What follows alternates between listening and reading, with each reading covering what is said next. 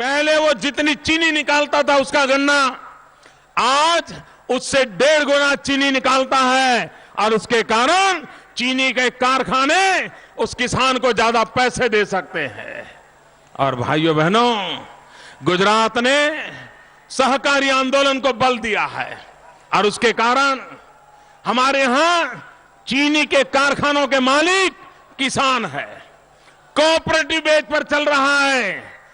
क्या भाइयों बहनों, मेरे उत्तर प्रदेश के किसानों, गन्ना की खेती करने वाले किसान, क्या उनकी भलाई के लिए हम नई सोच के साथ आगे नहीं बढ़ सकते क्या?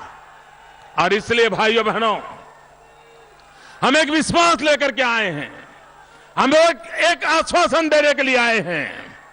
और भाइयों बहनों, हम वो कहते हैं जो करके दिखाया है और पूरे देश के किसानों की भलाई करने का रास्ता खोल सकते हैं, यह आपको मैं विश्वास दिलाता हूं। भाइयों बहनों, उत्तर प्रदेश की कानून व्यवस्था का क्या हाल है, किसी ने कल्पना की है? भाइयों, ऐसा लगता है उत्तर प्रदेश के राजनीतिक दलों के नाम बदल गए हैं। ये समाजवादी पार्टी नहीं है, ये समाज विरोधी पार्टी है, समाज विरोधी पार्टी।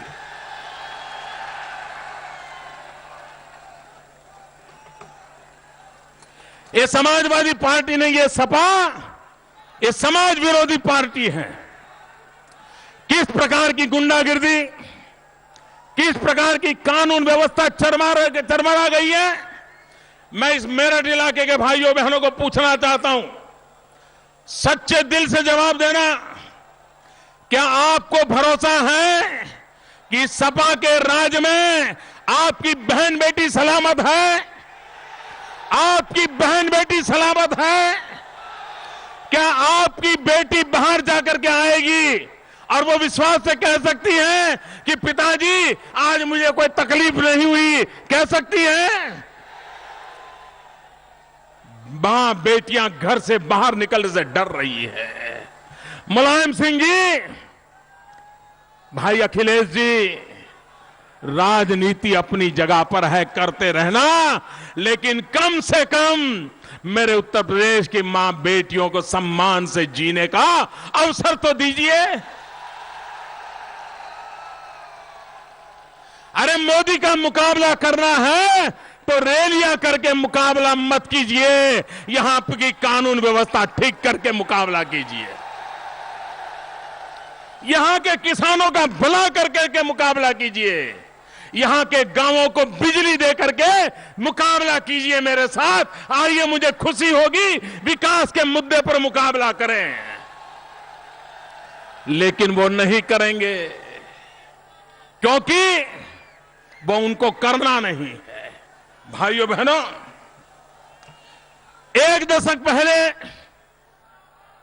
यहां जो कानून व्यवस्था की स्थिति थी, देश की गुनाखोरी में उत्तर प्रदेश का 13% था। लेकिन पिछले कुछ वर्षों में आज देश की गुनाखोरी में 45% आज उत्तर प्रदेश का नाम पर लिखा जा रहा है। यहां का इंसान कैसे जीता होगा, इसकी मैं कल्पना तक नहीं कर सकता हूं।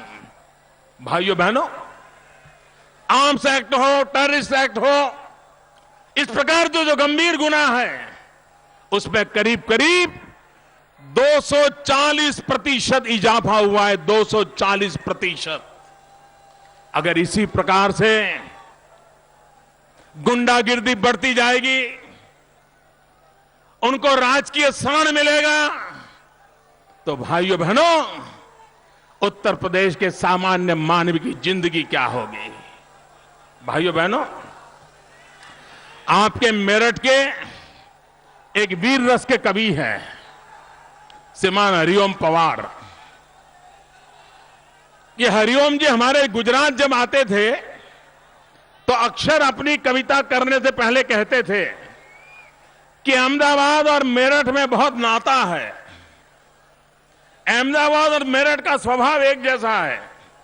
और फिर बताते थे हम भी अहमदाबाद की तरह दंगे करने में माहिर है, ऐसा वो बताते थे। मेरठ में हर हफ्ता कहीं न कहीं दंगा होता रहता है। ये भाइयों बहनों सच है। आज से 10 साल पहले गुजरात में भी आए दिन दंगे हुआ करते थे, छुरी चाकू चलती रहती थी। लेकिन भाइयों बहनों, गुजरात की जनता ने तय कर लिया, शांति, एकता और भाईचारे से जीना है, सद्भावना से जीना है, वोट बैंक की राजनीति से मुक्त होना है, विकास की राजनीति का रास्ता अपनाना है। और इसके कारण आज गुजरात दंगा मुक्त भी हो गया और विकास के राह पर चल पड़ा। भाइयों बहनों, क्या उत्तर प्रदेश को दंगा मुक्त बनाना है? उत्तर प्रदेश को दंगा मुक्त बनाना है। ये हिंसा से मुक्ति पानी है, ये हत्या खून बंद होने हैं। भारतीय भाइयों बहनों, भारतीय जनता पार्टी शांति, एकता, भाईचारा, सद्भावना में विश्वास करती है। आप हम पे भरोसा कीजिए, हम आपको दंगा मुक्त उत्तर प्रदेश बना करके देंगे, ये मैं आपको वादा कर रहा हूं। भाइयों बहनों, उत्तर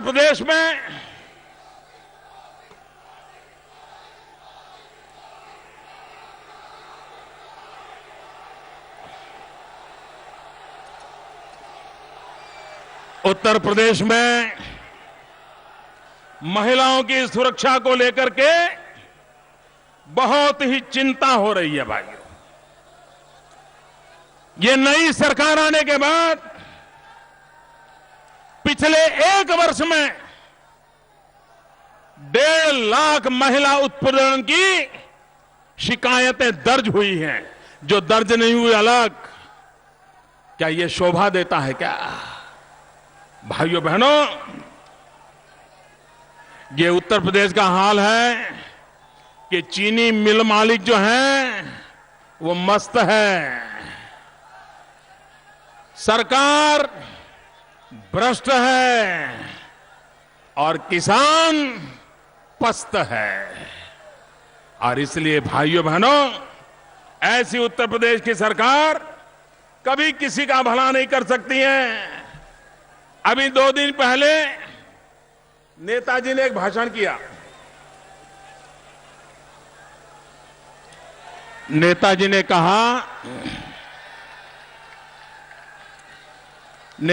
कहा कि उत्तर प्रदेश में लोक कल्याण का बजट गुजरात के कुल बजट से भी ज्यादा है। कभी कभी गलती से भी लोगों के मुंह से सच निकल जाता है। नेताजी के मुंह से सच निकल गया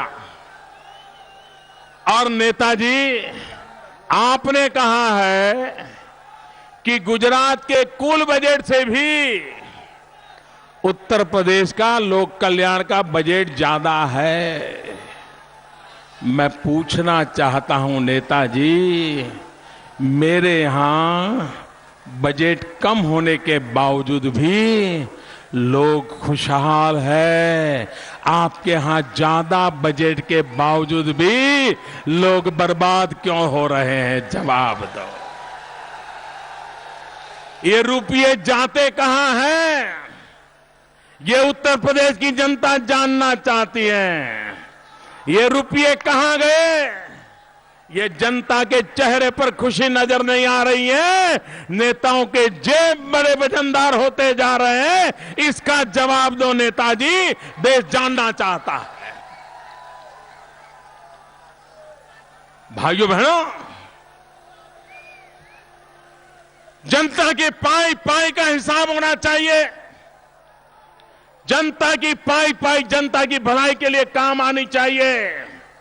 और भाइयों बहनों, मैं आपको विश्वास दिलाता हूं, हम भारतीय जनता पार्टी के सिपाही हैं, हम इस देश के चौकीदार हैं।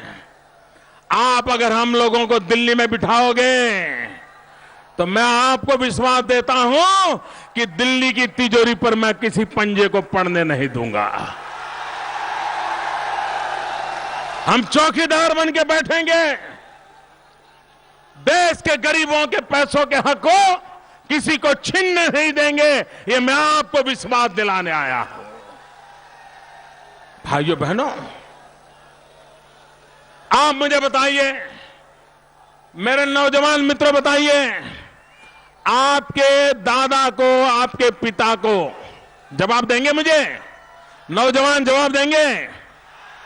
आपके दादा पिता को जिस प्रकार की जिंदगी गुजारनी पड़ी, क्या आप ऐसी जिंदगी गुजारना चाहते हो? आपके पूर्वजों को जो मुसीबत झेलनी पड़ी, आप झेलना चाहते हो? आप बेरोजगारी में जिंदगी गुजारा करना चाहते हो? क्या देश का नौजवान रोजगार चाहता है कि नहीं चाहता है? आपको रोजगार मिलना चाहिए कि नहीं मिलना चाहिए?